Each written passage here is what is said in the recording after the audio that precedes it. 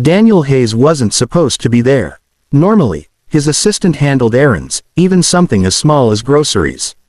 But tonight, after a board meeting that dragged long past sunset, he felt an odd pull to stop by the store himself. The fluorescent lights buzzed faintly overhead as he moved through the aisles, pushing a half-empty cart, bottled water, a loaf of bread, and a frozen dinner. He walked like a man who didn't belong, his tailored suit and polished shoes too sharp for the scuffed linoleum floor. It was when he turned toward the registers that he noticed her. A young woman stood at the customer service counter, rocking a bundled baby against her chest with one arm while holding a can of baby formula in the other. Her hair was hastily tied back, her coat thin for the early winter chill, and her face carried the look of someone running on too little sleep. Daniel slowed his steps, watching the exchange from a short distance. The cashier behind the desk scanned the container, glanced at the receipt, then shook her head. "I'm sorry, ma'am, but without proof of purchase in the system, I can't process a return." The words sounded rehearsed, mechanical.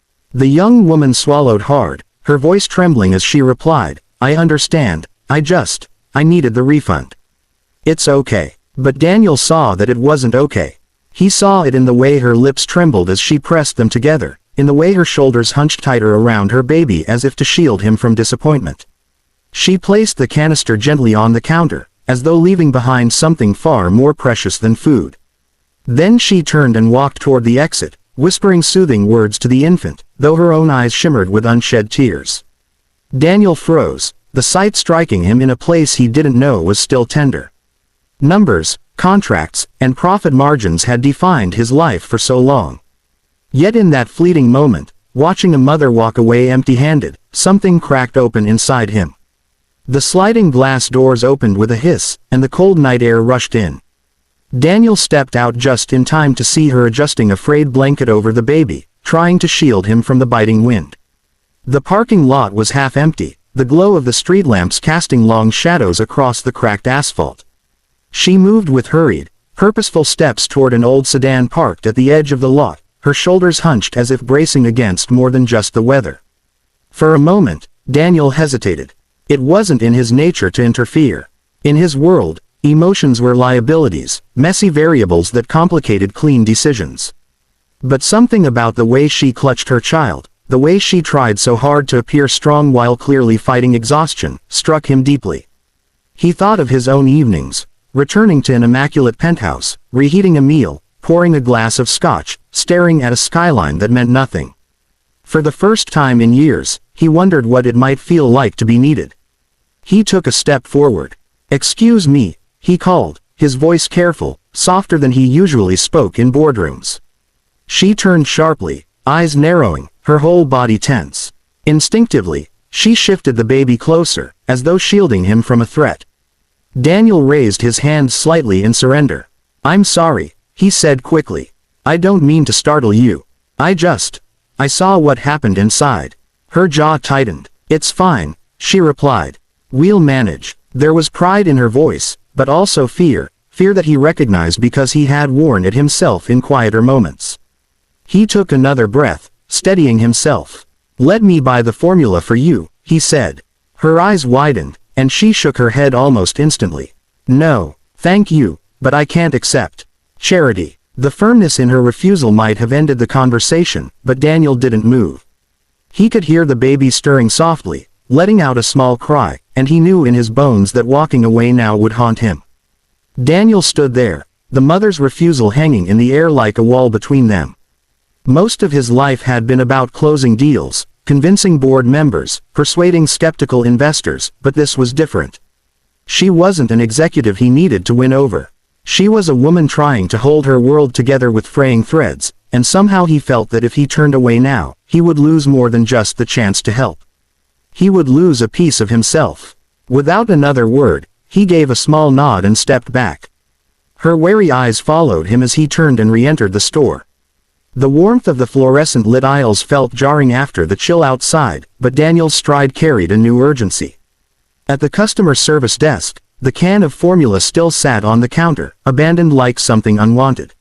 He picked it up and moved to the self-checkout. Then he paused. He stared at the canister, thinking of the way she had held her baby, protective, desperate, yet fiercely proud. Buying just one container suddenly felt inadequate, almost insulting. He added another can, then walked down the baby aisle. A pack of diapers caught his eye, and though he had never bought anything like it before, the decision felt strangely natural. On impulse, he reached for a small stuffed bear with floppy ears, its stitched smile soft and comforting. By the time he walked back out into the night, his arms were full. She was still by her car, rocking the baby, her face half hidden by the shadows. When she saw him approach, her expression shifted from suspicion to confusion, and then, slowly, to something softer, as if she couldn't believe a stranger would carry such weight for her. For a long moment, she simply stared at the bags in his hands, her lips parting as though words had caught in her throat.